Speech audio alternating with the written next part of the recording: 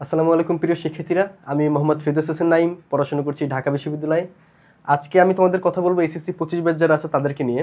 SSC 25 যারা আছো, দেখো আমরা এখানে টপিক নিলাম হচ্ছে মুখস্থ না করে বুঝে পড়ার আসল উপকারিতা। দেখো আমাদের যে এডমিশন আছে, এই এডমিশনের ক্ষেত্রে অনেকেরই এমন হবে যে দেখবা গদবাঁধাভাবে মুখস্থ করতেছে, অনেক কিছুই বুঝতেছে না। বাট কোচিংয়ের ভাইয়া পড়াচ্ছে, কোচিংয়ের স্যার পড়াচ্ছে, প্রশ্নও করতেছে না যে ভাইয়া এটা কেন হলো, শুধু মুখস্থ করতেছে। সো এরকমটা করলে হয় কি, তুমি একটা দীর্ঘমেয়াদী যে পরিকল্পনা থাকে, তুমি একটা এটা হচ্ছে তোমার এডমিশনের শুধু শুধু যে এডমিশন ফেজ লাগবে এরকম না, তোমার পরীক্ষা গিয়ে আবার সেটাকে লিখতে হবে বা সেটাকে বলতে হবে। তো এটা তুমি কখন করতে পারবা? যখন তোমার কনসেপ্টটা মাথায় থাকবে, তাই না? তো যখন তোমার শুধু মুখস্থ করতেছো, এটা ক্ষেত্রে কিছু সমস্যা হয়। দেখো, ফার্স্ট হচ্ছে আমাদের মনে রাখতে যে এটা সমস্যা হয়। শুধু মুখস্থ করলে হবে কি, তুমি মুখস্থ হইতেছে, তুমি সার্টেন টাইমের সময় মুখস্থ করতেছো, 15 মিনিট 20 মিনিট, একদিন 2 দিন এরকম থাকে। বাট একটা লং টাইমে গিয়ে 4-5 দিন পর তুমি এটা মনে রাখতে পারবে না। এই মনে রাখার ক্ষেত্রে তোমার খুবই প্রবলেম হয়ে যাবে। ওকে, তুমি যখন এটা দেখবা যে পরীক্ষার হলে, তো তোমার শুধুমাত্র যে লেখ বা ফ্রি হ্যান্ডে এরকম কিছু না, স্যার থাকে, আরো অনেকজন থাকে, আশেপাশে বন্ধু বান্ধব থাকে, অনেকজনই ডাকাডাক করবে, তারা এক্সপেলও খাবে। সো এরকম যখন হবে, খুবই একটা প্রেশার কাজ করে। আর তোমার ভর্তি পরীক্ষা তো মানে ধরো জীবন মরণ যুদ্ধ, যাতে আমরা হচ্ছে মিডল ক্লাস আছি তাদের জন্য। সো এই ক্ষেত্রে হচ্ছে তোমার খুব একটা প্রেশার কাজ করে। এই প্রেশারের ফলে অনেকেই দেখবে যে অনেক কিছু ভুলে যায়। তো মুখস্থ যদি করো শুধুমাত্র কনসেপ্ট না বুঝে, তখন দেখবা ভাই অনেক কিছু ভুলে যাবা। ওকে, এরপর যে নতুন সমস্যার সমাধান, তুমি ধরো একটা অঙ্ক আছে বা একটা ধরো, হ্যাঁ আমি যদি ধরি কনসেপচুয়াল কিছু অঙ্ক বা ধরো ফিজিক্সের কোনো একটা জিনিস, তুমি মুখস্থ করলে যে এখান থেকে উপরে উঠে তার মানে হচ্ছে T=2u/g, এভাবে হবে। এটা তুমি ঠিক অনেকদিন খুব যদি বেশি পড়ালেখা করো, হয়তো বা 5 থেকে 10 দিন 15 দিন মুখস্থ করতে পারো যে এখান থেকে উপরে উঠে, হ্যাঁ তার মানে হচ্ছে এটা 2u/g, এরকম কিছু। বাট যখন তুমি এটা একটা কনসেপ্টটা বুঝে পড়বা, তোমার কিন্তু একটা লং টাইম স্থায়ী হয়ে যাবে। তুমি তখন একটা গ্রাফে কি বুঝতে পারবা যে হ্যাঁ এটা এখান থেকে 2u/g, এখান থেকে 2u/g, দুটো যোগ করলে 2u/g, মানে u/g দুটো যোগ করলে 2u/g। তো তুমি যখন হচ্ছে কনসেপ্টটা অ্যানালাইসিস করেই বুঝতে পারবা। সেই জিনিসগুলো কখন কাজে লাগে, যখন হচ্ছে ধরো ভাই আমি পরীক্ষা দিতে গেলাম, আমার অনেক কিছু মনে থাকবে না, দেখবে আমার অনেক কিছুই মনে থাকবে না। তো তখন হচ্ছে তুমি যখন এই কনসেপ্টগুলো সুন্দর মতন ছোট ছোট করে কনসেপ্টগুলো তোমার জানা থাকবে, ছোট ছোট কনসেপ্টগুলো তখন মনে থাকবে। এগুলো যখন মনে থাকবে, হ্যাঁ কনসেপ্ট মুখস্থ করতে হবে, বাট কনসেপ্টটাকে ইউটিলাইজ করাটা যদি তুমি মুখস্থ করো, তাহলে এত কিছু তো মনে রাখা প্রবলেম না। হিউম্যান ব্রেইন একসাথে আর কত কিছু মনে রাখতে পারে, তাই না? আমি যতটুকু জানি 2600 ওয়ার্ড, সো এটা অনেক বড় কিছু না। সো এত কিছু তোমার মনে থাকবে না তখন।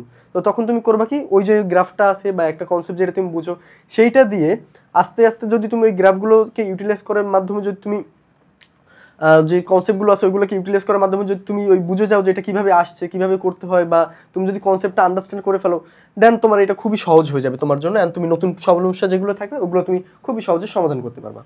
ওকে, এরপর হচ্ছে তোমার একটা কনফিডেন্স বেড়ে যায়। দেখো, মুখস্থ করলে হয় কি, তোমার কিন্তু একটা নিজের মধ্যে টেন্ডেন্সি কাজ করবে, টেনশন কাজ করবে যে আমি কি পারবো এটা, আমার যদি ওখানে গিয়ে ভুলে যাই, যদি এটা না হয়, যদি তাও নির্দিষ্ট সময় মনে না থাকে, তখন কি করবো? সো এই জিনিসটা থাকে না কখন, যখন তোমার কনসেপ্ট বোঝা থাকে। যখন তোমার কনসেপ্ট বোঝা থাকে, তখন তুমি খুব ইজি হচ্ছে ওইটাকে, তুমি জানো যে তুমি না জানলেও ওইখানে গিয়ে ওটা বের করে ফেলতে পারবা। হয়তো বা তোমার 5 সেকেন্ডের জায়গায় 10 সেকেন্ড লাগবে, হয়তো বা 15 সেকেন্ড জায়গায় 20 সেকেন্ড লাগবে, এরকম। বাট তুমি এটা বের করে ফেলতে পারবা, অ্যান্ড ওইটা খুব সুন্দরভাবে তুমি করে আসতে পারবা। তো এটা যখন তোমার জানা থাকে যে 30টার মধ্যে 25টা যদি কনসেপচুয়াল আছে, আমি 25টি কনসেপচুয়াল পারবো, দেন তোমার কাছে এটা খুব ইজি হয়ে যায়। অ্যান্ড এইটা তুমি একটা সময় শেষে এনজয় করা শুরু করো।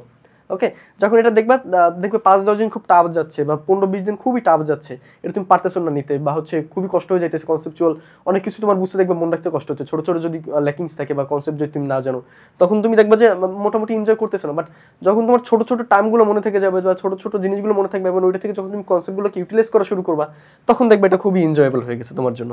অ্যান্ড ওই যে আমরা বললাম, কনসেপচুয়াল যে কোনো জিনিস পড়লে তোমার যুক্তি এবং বিশ্লেষণ ক্ষমতা বাড়ে। সেক্ষেত্রে তুমি যদি কোনো কিছু নাও পারো, কোনো কিছু সম্পর্কে নাও জানো, তুমি একটা আইডিয়া করে যদি দাগাই দিয়ে আসো, ওইটাও হওয়ার অনেক % চান্স বেড়ে যায়। তো সেক্ষেত্রে সবসময় তুমি চেষ্টা করবে মুখস্থ না করে কনসেপ্ট যে বিষয়গুলো আছে সেগুলোর উপর আলোকপাত করে বুঝে বুঝে পড়ার চেষ্টা করার জন্য। বুঝে বুঝে পড়লে আমাদের এইগুলো যেহেতু লং টার্মে, আর পরীক্ষার হলে যেহেতু এত প্রেশার থাকে, শুধু মুখস্থ করে ভাই পারা যায় না, ঠিক আছে? তো তুমি হচ্ছে চেষ্টা করবা যাতে হচ্ছে আমরা মুখস্থটাও করি, মুখস্থর সাথে সাথে ছোট ছোট টার্মগুলো মুখস্থের সাথে আমরা যে কনসেপ্টগুলো আছে যেগুলো মনে রাখা খুবই কষ্টকর, সেগুলো যেন আমি ইউটিলাইজ করতে পারি সাধারণভাবে। যদি এটা হয়, দেন ইটস ওকে, অ্যান্ড তুমি খুব একটা ভালো করবা বলে আমি আশাবাদী করি।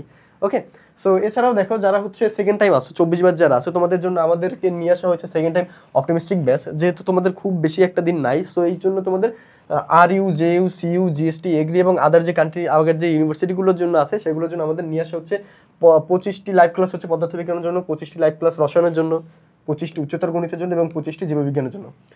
এছাড়াও আমাদের আছে বিজ্ঞান এ ইউনিটের জন্য একটা ICU ব্যাচ, যেখানে হচ্ছে তোমাদের DU, RU, JU, CU, SUST, JNU, KU, মানে সকল বিশ্ববিদ্যালয়ের জন্য বিশ্ববিদ্যালয়ে ভর্তি পরীক্ষার জন্য আমাদের এই ব্যাচগুলোর মধ্যে কী কী থাকবে? পদার্থবিজ্ঞান থাকবে 25টা লাইভ ক্লাস, রসায়নে 25টা লাইভ ক্লাস, উচ্চতর গণিতে 25টা লাইভ ক্লাস, জীববিজ্ঞানে 25টা লাইভ ক্লাস, বাংলায় থাকবে রেকর্ডেড ক্লাস 20টির মতন, যারা উচ্চতর গণিত এবং জীববিজ্ঞান বাদ দিয়ে বাংলা দাগাবা অথবা যারা ইংলিশ দাগাবা তাদের জন্য থাকবে হচ্ছে 20টি লাইভ ক্লাস রেকর্ডেড, 20টি রেকর্ডেড ক্লাস। এটা হচ্ছে তোমার কিসের জন্য থাকবে?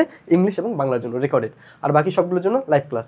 ওকে, আর এই সম্পর্কে বিভিন্ন ধরনের ধারণা পেতে হলে বা এই সম্পর্কে যদি তুমি জানতে চাও বিস্তারিত, তুমি আই এডুকেশনের পেজ অথবা আই এডুকেশনের হটলাইন নাম্বারে যোগাযোগ করতে পারো।